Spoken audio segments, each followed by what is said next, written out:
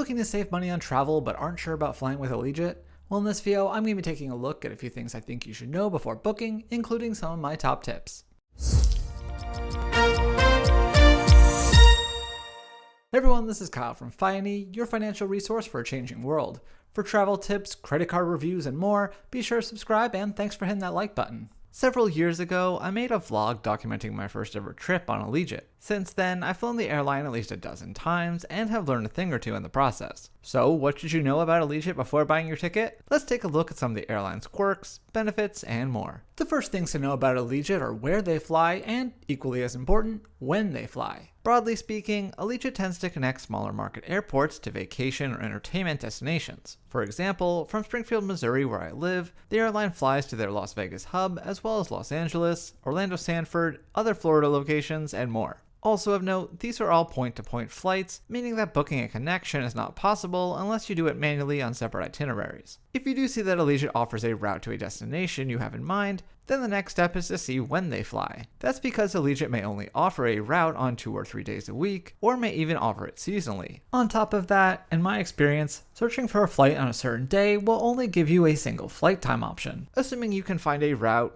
date, and time that works for your travel plans, it's time to talk about Allegiant's fare model. Next, while the base fares for Allegiant may start low, there are several add-ons that will affect your final price. When you start the booking process, you can see per-way pricing for your selected flight dates, as well as how much it would be to fly on other days near your chosen date. Once you pick a departing and return flight, you'll then be introduced to some of Allegiant's many upcharge options. This starts with a choice between several different bundles, but I'd probably recommend going a la carte instead. The next upcharge option is selecting a seat, with some premium and preferred options fetching nearly $40, while selecting a back middle seat may only be $1. That said, you don't actually need to pick a seat and can be assigned one for free, but if you want to sit near your party or confirm a seat near the front, then you'll likely need to pay up. Another set of paid options involve baggage, as you'll not only need to pay for check luggage, but also any carry-ons that will go in the overhead bins. Passengers do get one free personal item, but they will need to go under the seat. Something to note here is that it's far cheaper to pay for your bag at the time of booking than it is to add this option at the airport, so be sure to plan ahead. If you like to be one of the first people onto the plane and the first to claim overhead bin space for your carry-on, then you may want to consider priority access, which came at a cost of $13.50 per person per way on a recent flight of mine. One paid option that I've never actually used is their TripFlex add-on, which allows you to make changes to your itinerary without paying a change fee. Personally, I don't think this is a very good deal, but it's up to you.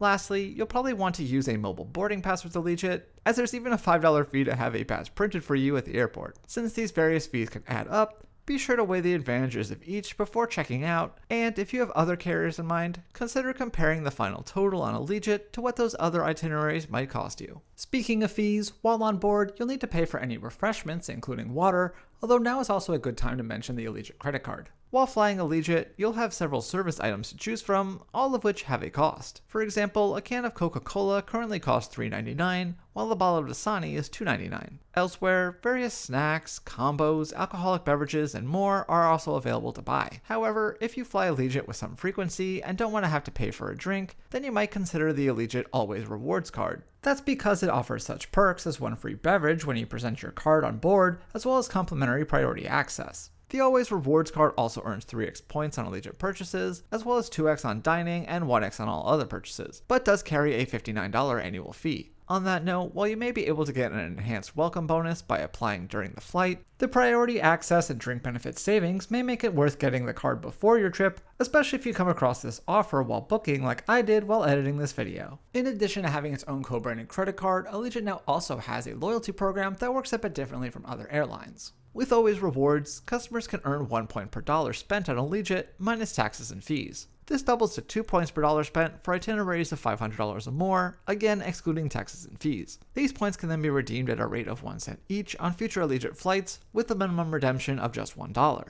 Of course, while this is effectively Allegiant's version of a frequent flyer program, don't expect any elite status from it. Instead, just think of it as a 1 to 2% rebate on your flight that you can cash in the future. Finally, let's get into some tips that I've acquired as a regular Allegiant flyer. My first tip is that, If you have a carry-on and priority access, you may not want to choose the absolute closest row to the front. That's because the first two overhead bins are typically reserved for those in the bulkhead, since they'll need to put up their personal items as well. If you're good with that option, then go for it. But if that row is full and you don't want to have to fight your way upstream to retrieve your bag when the plane lands, I'd say start at least a few rows back. Also on the topic of carry-ons, if you can reduce the number of bags you need to put in the bin and spread the rest out between personal items, then you can save yourself some money. That's not only because you'll need to pay for fewer bags, but can also skimp on priority access by having only one person get on early and store the bag and having the rest join them later on. Lastly, since always rewards points are earned by the person buying the tickets and not each individual passenger, if you're traveling with friends, it may behoove you to book together, volunteer to pay, and have them pay you back so that you can claim all the points. While this might mean shelling out a bit of money up front,